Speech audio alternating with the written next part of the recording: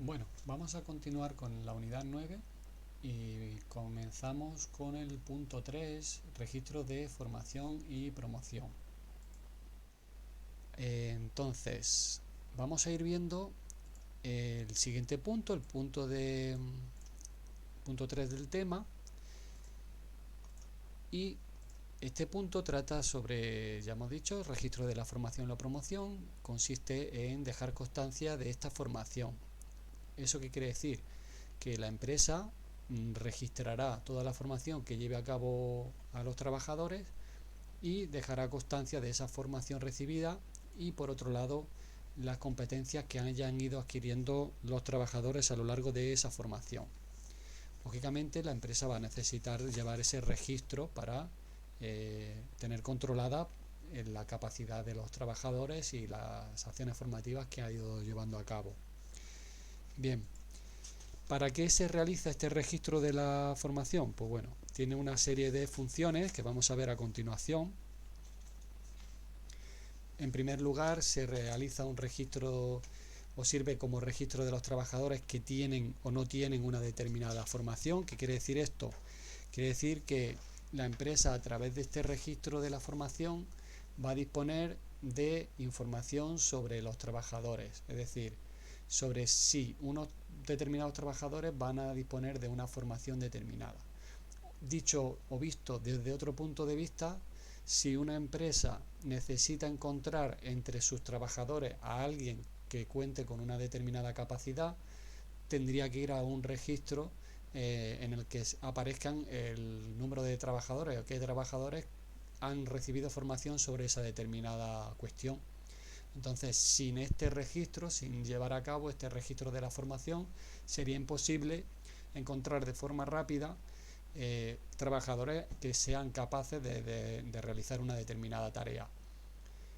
Si pensamos en una empresa pequeña, es difícil de imaginarnos este problema, pero si estamos ante una empresa de gran dimensión, con un elevado número de trabajadores, lo podríamos ver de forma más clara. Para otra función que va a tener este registro es disponer de un currículum automático.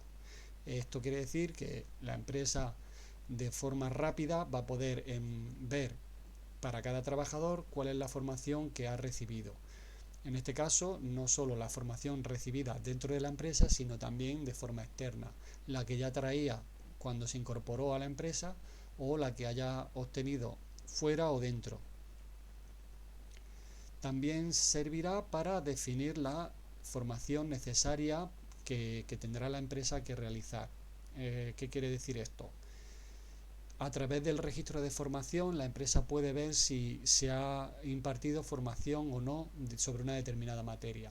Por tanto, a la hora de hacer uso de ese registro de trabajadores con una determinada formación, si la empresa necesita buscar trabajadores que tengan una determinada capacidad, si ve que hay pocos trabajadores que hayan recibido formación sobre una determinada materia, es fácil definir una formación, una estrategia formativa a partir de esa consulta. Por tanto, ese registro de la formación también va a servir para esto, precisamente para definir qué formación debe dar la empresa a sus trabajadores. Otra función que puede tener este registro de la formación puede ser realizar consultas sobre formación ya realizada. ¿Qué tipo de consultas puede hacer la empresa? Pues la empresa puede, a través del registro de formación, puede consultar si en un proceso formativo se ha formado a los trabajadores sobre cuestiones concretas. Es decir, si en una empresa se ha realizado, voy a poner un ejemplo, formación contable, eso es un programa de formación sobre temas contables, un curso de contabilidad, es demasiado amplio como para saber, simplemente sabiendo que se ha realizado ese curso, si los trabajadores han recibido una formación concreta sobre algún aspecto. Estoy siendo un poco ambiguo a lo mejor con mi explicación, pero lo intento delimitar. La empresa sabe que se ha realizado una formación en contabilidad, un curso de contabilidad.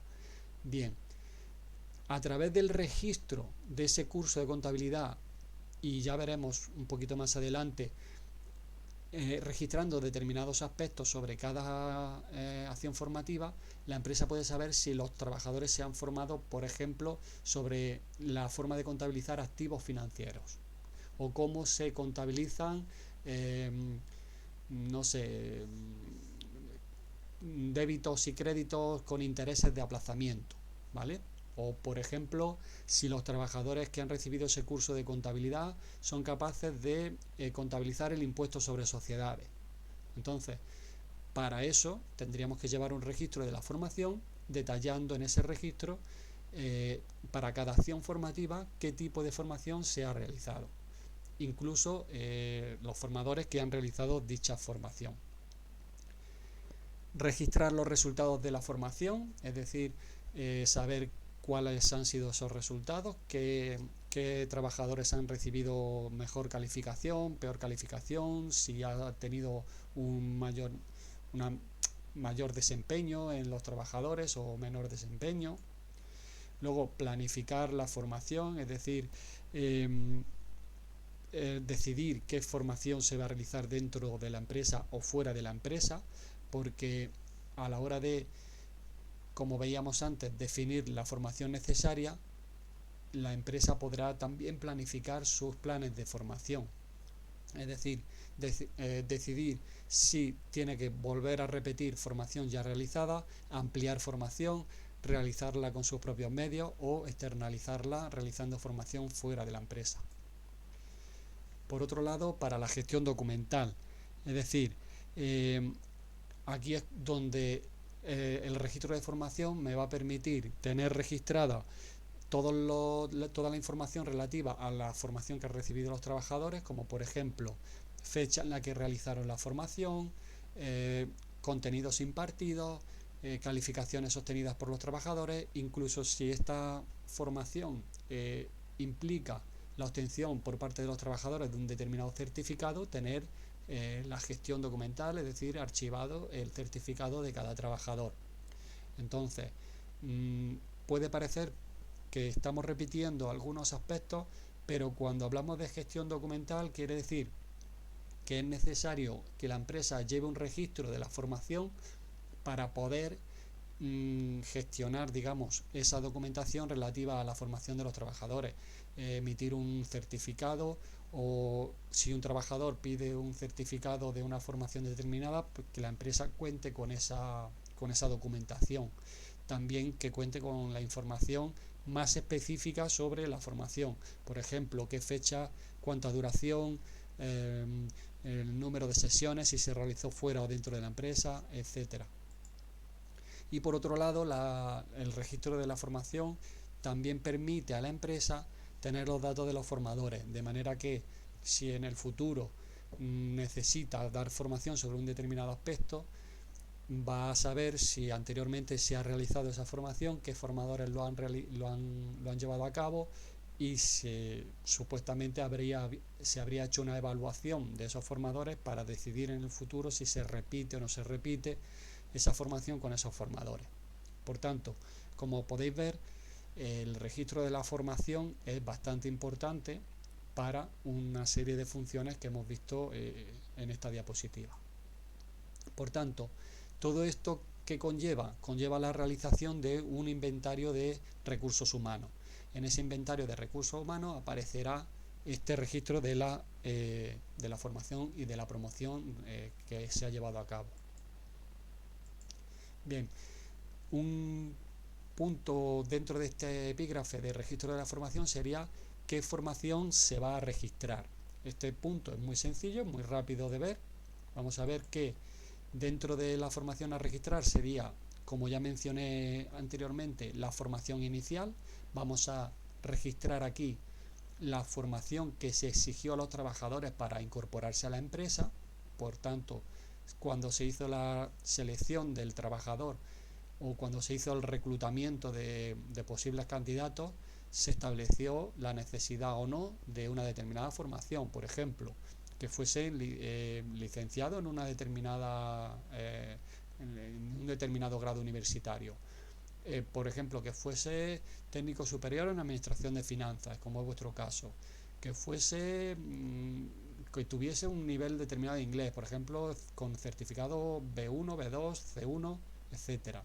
Pues tanto, eh, esa formación inicial hace referencia a esa formación que los trabajadores ya disponían. Incluso podríamos encuadrar aquí la formación que tuvo que hacerse durante el periodo de prueba o la formación que se realizó a los trabajadores justo cuando se incorporaron a la empresa. Formación para el empleo. La formación para el empleo sería aquella formación que reciben los trabajadores de forma permanente para estar actualizados y poder desempeñar su puesto de trabajo. Por tanto, esa formación permanente sería formación para el empleo, una formación de actualización, y también se registrarían los planes de formación de la empresa. La diferencia entre formación para el empleo y plan de formación sería que en el plan de formación sería todo ese conjunto de acciones formativas que tiene diseñada la empresa para fomentar, digamos, el crecimiento de sus trabajadores y sobre todo la promoción de esos trabajadores. También en este plan de formación quedaría registrado, por ejemplo, cada acción formativa que la empresa ha realizado, quiénes eran los destinatarios, cuáles eran los requisitos que debían cumplir esos destinatarios de la formación para acceder a ese plan formativo, etcétera. Por tanto, a la hora de hablar, cuando hablamos de formación a registrar, estaríamos hablando de estos tipos de formación, tanto la inicial como la de actualización, como digamos el plan de formación, que ya no sería formación de actualización, sino digamos de capacitación, por ejemplo, para desempeñar puestos de nivel superior en la empresa o para promocionar tanto de forma ascendente como lateralmente o funcional, ¿vale? Vimos ya que había diferentes tipos de promoción, la promoción ascendente o la promoción que te mantiene en tu mismo nivel de categoría profesional. El siguiente punto, como hemos mencionado antes cuando hablábamos de las funciones que tiene este registro, es el inventario de los recursos humanos. El inventario de recursos humanos sería el registro detallado de la información que se tiene sobre el personal, es decir, es una base de datos del personal. En esa base de datos vamos a tener unos datos personales, toda la formación que han ido recibiendo, experiencia laboral, trayectoria, perfil profesional y desempeño. Por tanto, en esta base de datos no solo se trata de registrar el currículum del trabajador, como podría ser todos los primeros puntos que vemos aquí, datos personales, formación, experiencia. Parece que estamos hablando del currículum y efectivamente hablamos del currículum de cada trabajador, pero se va incorporando todo aquello que está sucediendo durante su actividad dentro de la empresa. Es decir, la trayectoria que ha seguido dentro de la empresa es algo que no estaba en su currículum, pero que se va incorporando. Para eso necesitamos llevar una base de datos de empleados y por tanto un inventario de los recursos humanos.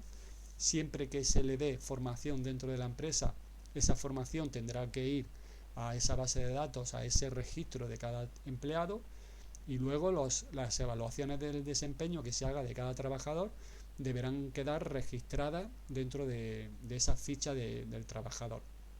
Por tanto, es importante que las empresas tengan un inventario de los recursos humanos, que lo estén actualizando constantemente y que sirva de ayuda pues para tener toda la información que la empresa necesita de sus trabajadores.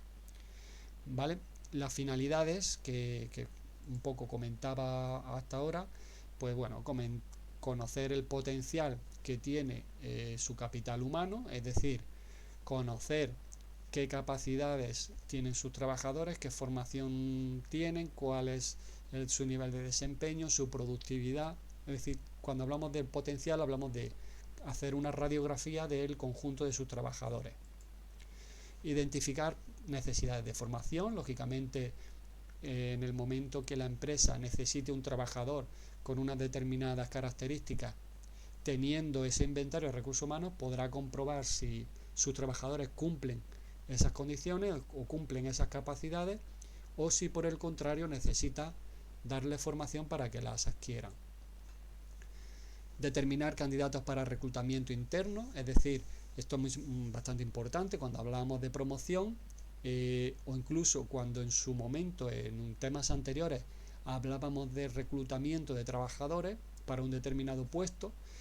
Ese reclutamiento podía ser externo o interno, como recordaréis. Aquí en este caso estamos hablando de reclutamiento interno, quiere decir, la empresa necesita cubrir un puesto de trabajo. Si decide realizar el reclutamiento interno, va a poder comprobar con su base de datos si para ese puesto determinado, una vez analizado ese puesto, hay trabajadores en su empresa que cumplan el perfil que se busca. Y luego, si a la hora de hacer esto la empresa no encuentra trabajadores dentro de su empresa que cumplan esas características, pues podrá determinar la necesidad de hacer reclutamiento externo. Un poco también sirve para esto el inventario de recursos humanos. Ejemplo que puedo poner, una empresa necesita cubrir el puesto de director de operaciones, un puesto de nivel alto dentro de la jerarquía de la empresa. A través de esa base de datos de inventario de recursos humanos comprueba si alguien de la empresa da el perfil, y si no lo da, bien puede decidir realizar formación para capacitar a algún trabajador para ese puesto, o bien realizar un reclutamiento externo. Bueno, como este punto es más o menos rápido, vamos a ver también el siguiente epígrafe del tema, el punto 4, el que trata sobre el control de personal. El control de personal consiste, bueno, pues en establecer una serie, vamos a ver un proceso, ¿vale? El control de personal consiste, pues eso, en controlar el desempeño de los trabajadores, el que se cumplen las normas, el que se lleva a cabo el trabajo correctamente. Digamos que se trata de un proceso para verificar si se obtienen los resultados que la empresa pretende. Entonces, para eso, la empresa se establece unos objetivos y luego comprobará si los objetivos se cumplen o no se cumplen. Por tanto, cuando hablamos del control como proceso, vamos a ver una serie de etapas. En la primera etapa se establecen unos indicadores. Como acabamos de decir, esos indicadores van a ser los objetivos que la empresa se marca, es decir, unos estándares. ¿Qué quiere decir esto? Digamos, los mínimos, por así decirlo, o lo ideal que la empresa pretende conseguir con sus trabajadores. Una vez que ha establecido esos estándares o esos indicadores que va a observar dentro del trabajo de sus empleados, realizará la evaluación del desempeño. Cuando hablamos de evaluación del desempeño, decíamos que era la contribución que hacen los trabajadores a los objetivos de la empresa, es la aportación que hace cada trabajador a la empresa. Por tanto, en este punto es un punto de recogida de información sobre el desempeño de esos trabajadores. Por tanto, una vez que establecemos esos objetivos, esos indicadores que vamos a observar, se recoge información sobre el desempeño de cada trabajador.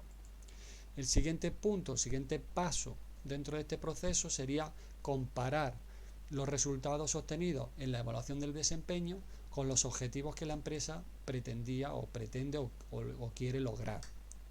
Por tanto, una vez que se comparen esos resultados, se podrán llevar a cabo la corrección de desviaciones que puedan haberse detectado. Es decir, la empresa comprueba si hay desviación respecto de los indicadores que se había establecido y lo que ha observado en la evaluación del desempeño. Una vez comparados los resultados, realizará una corrección de esas desviaciones que haya detectado. Se trata de ajustar las operaciones para que se cumplan los criterios que se habían establecido en el primer punto. El siguiente paso sería realizar una retroalimentación, es decir, ajustar o bien los indicadores o bien los métodos de control, o ver de qué forma conseguir que se cumplan esos objetivos. Por tanto, esto, cuando decimos que es un proceso que va dando vueltas, porque la retroalimentación lo que hace es devolver las conclusiones al establecimiento de estándares. Puede ser que a la hora de haber realizado todo este proceso de control se compruebe que no son correctos los estándares que se habían planificado o los objetivos que se pretendían, sino que hay que ajustarlos. Por eso se trata de un proceso que sigue dando vueltas en la empresa y es un proceso que no termina, que se tiene que ir realizando continuamente. Bien, esto es lo que conocemos como auditoría de recursos humanos. La auditoría de recursos humanos trabaja en esta línea, es decir, en comprobar si los trabajadores, a través de su puesto de trabajo, de su desempeño, permiten que la empresa logre los objetivos que se va estableciendo. En el libro tenéis la tabla 9.3 que trata sobre la auditoría de los recursos humanos. Esa tabla refleja una serie de departamentos o áreas de los recursos humanos y qué acciones o medidas suelen llevarse a cabo en cada área para hacer esta auditoría. Como recordamos, teníamos reclutamiento y selección. También había un área de recursos humanos que se encargaba de la gestión del personal, lo que sería la contratación, la elaboración de nóminas, el registro de entradas, salidas, el registro de toda la información. Por otro lado, otro área, como hemos estudiado hasta ahora, es la formación y el desarrollo profesional, es decir, toda el área de recursos humanos que tiene que ver con la promoción y con la formación. Un área de motivación, es decir, un área que se dedica a comprobar o a detectar posibles problemas de motivación. Esto también fue un tema que ya vimos a lo largo del curso, el curso en donde estudiamos la motivación y los diferentes métodos que había para ver esa motivación y cómo solucionar los posibles problemas. Otro área sería el área de retribución, no sería, como hemos dicho aquí, con gestión de personal, el simple hecho de gestionar el pago de las nóminas o la elaboración de las nóminas, sino la forma en la que la empresa diseña los tipos de retribución o digamos la estructura retributiva de sus trabajadores. Y por último, un área también para la seguridad y la higiene, un área bastante importante porque en este área la empresa puede detectar posibles problemas que puedan encontrar a la hora de sufrir accidentes por parte de sus trabajadores, absentismo por causas de salud, etcétera. Aparte de ser obligatorio, lógicamente, por ley.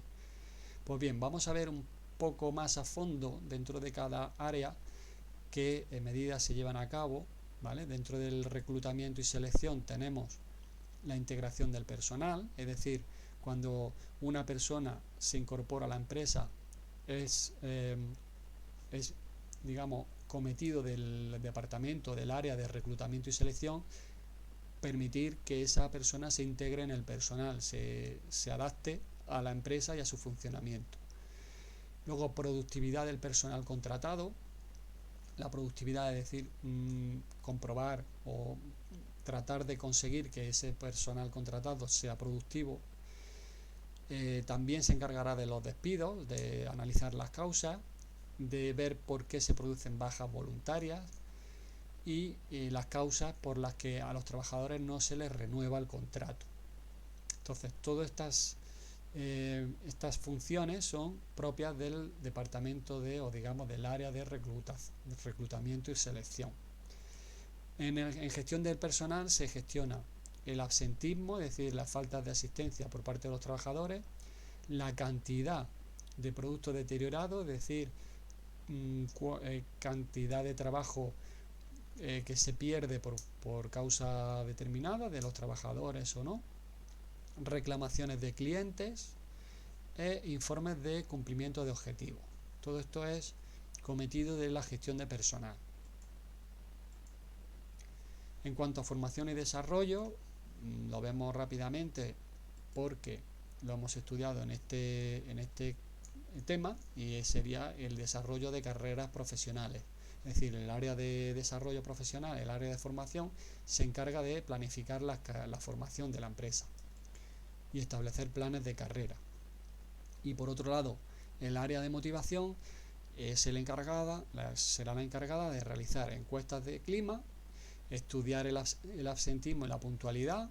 Ese estudio del absentismo puede deberse a problemas de motivación, por tanto, no como hablábamos cuando hablábamos de la gestión del personal, a lo mejor estaríamos refiriéndonos al absentismo en cuanto a su registro y su gestión, pero aquí se trata de ver cuáles son las causas que producen ese absentismo o esos problemas de puntualidad.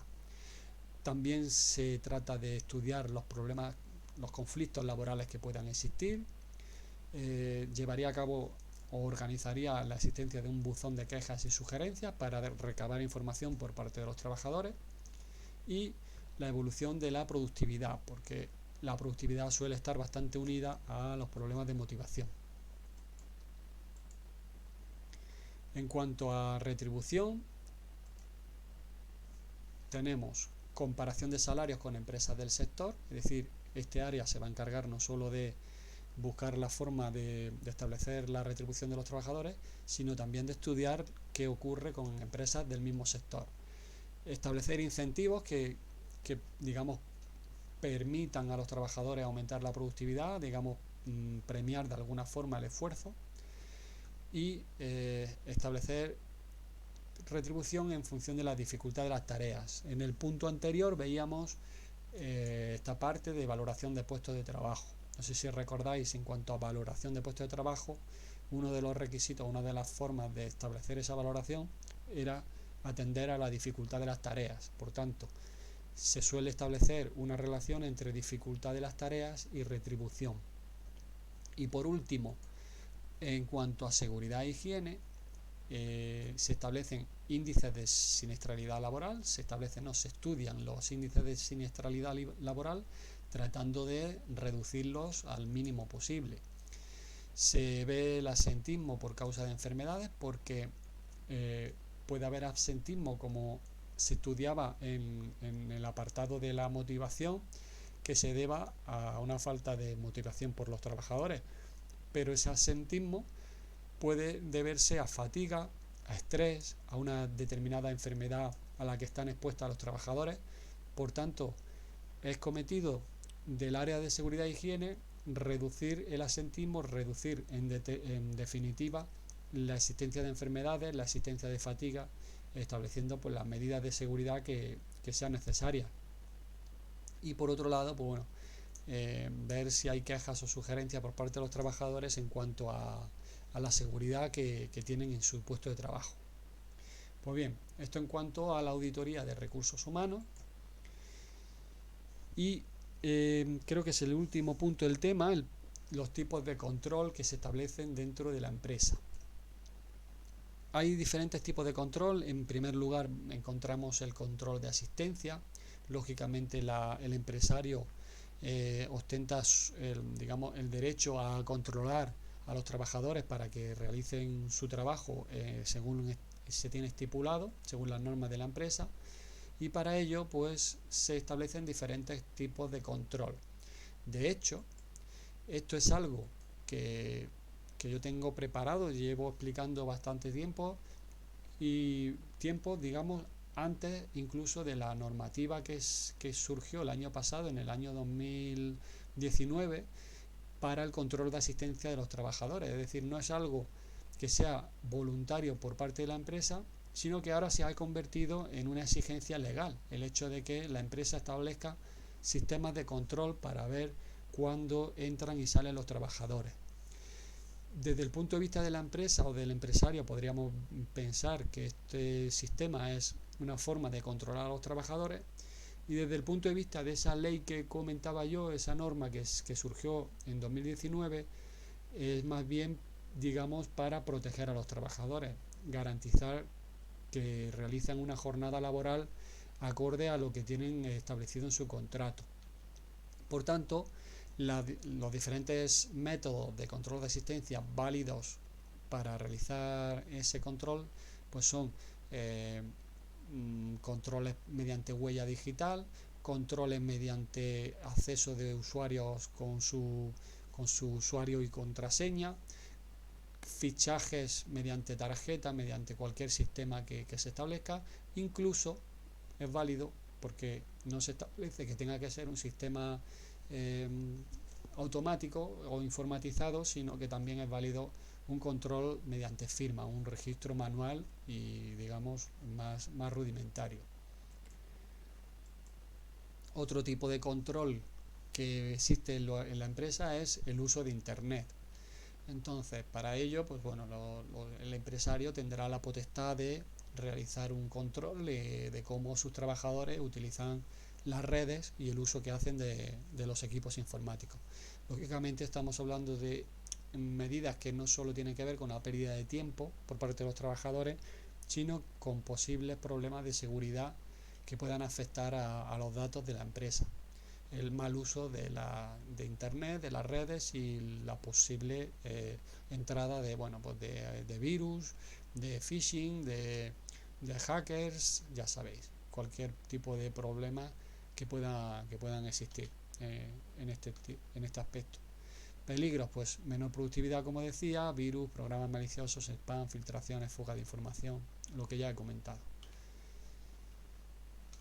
Además, acciones que pueden realizarse por parte del empresario para controlar el uso de Internet: bloquear el acceso a determinadas webs, rastrear la navegación por Internet, es decir, la empresa tiene posibilidad de rastrear la navegación que se ha hecho por parte de los trabajadores, y es conveniente, es bastante, no digo necesario, es bastante interesante que la empresa establezca unas normas por escrito y que estas normas sean conocidas por los trabajadores y las firmen. Es decir, para evitar problemas legales de acoso o de acusar a la empresa de acoso laboral o de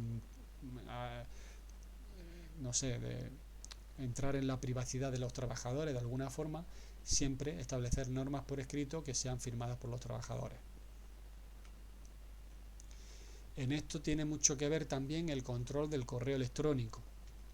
Aquí hay que tener cuidado a la hora de que la empresa controle, digamos, el correo electrónico de los trabajadores, porque debemos distinguir dos tipos de uso de correo electrónico. Cuando una empresa tiene a sus trabajadores utilizando el correo electrónico, es bastante importante que ese correo electrónico sea un correo profesional, por así decirlo, un correo de empresa. ¿Qué quiere decir esto? Si la empresa tiene potestad de realizar un control o un chequeo o una verificación del uso que hacen los trabajadores de su correo electrónico dentro de la empresa, pero no el correo personal del trabajador. Por tanto, para eso es bastante conveniente que la empresa establezca cuentas de correo que sean institucionales, por así decirlo, es decir, cuentas de correo propias del trabajo, para uso exclusivo del trabajo. Y nuevamente venimos a hablar de que ese correo electrónico de la empresa solamente lo debe de utilizar el trabajador para su trabajo, para el desempeño de sus funciones dentro de la empresa. Por eso no es nada conveniente que los trabajadores utilicen su cuenta de correo personal para el uso durante el trabajo, ya que ese correo personal no puede ser llevado a escrutinio, digamos, a control por parte de la empresa. Y aún así, en el momento en que la empresa necesite realizar un control del correo electrónico, debe informar a los trabajadores. No puede realizar una vigilancia o un control del correo personal, aunque sea el correo personal de la empresa, o sea, un correo para uso profesional, sin informar a los trabajadores. Y en todo momento, cuando se realiza ese control, se tiene que realizar dentro de la empresa y dentro del horario laboral. Y una recomendación adicional: debe de haber testigos de ese control. Y si dentro de esos testigos está el propio trabajador, que es el titular de esa cuenta de correo, muchísimo mejor. En todo momento estamos hablando de que efectivamente la empresa debe de tener derecho a controlar el correo que se utiliza dentro de ese trabajo, para ver que se realiza un uso correcto del correo. Por tanto, es necesario que el correo no sea el personal del trabajador, que no podría ser un sujeto a control por parte de la empresa, sino un correo que sea específico para trabajar. Y siempre bajo la información de los trabajadores, su conocimiento tiene que estar, tiene que ser garantizado a través también de los representantes de los trabajadores, si es que existen, y lógicamente utilizar testigos para evitar cualquier tipo de problema legal. Pues bien, hasta aquí el tema 9, hasta aquí el último punto del control de personal, y con esto hemos terminado pues la unidad que trata sobre la evaluación del desempeño y el control de los recursos humanos. Espero que haya sido un tema fácil de entender y bueno, realizaremos algunas actividades para trabajar un poquito con todo este tipo de conceptos. Un saludo.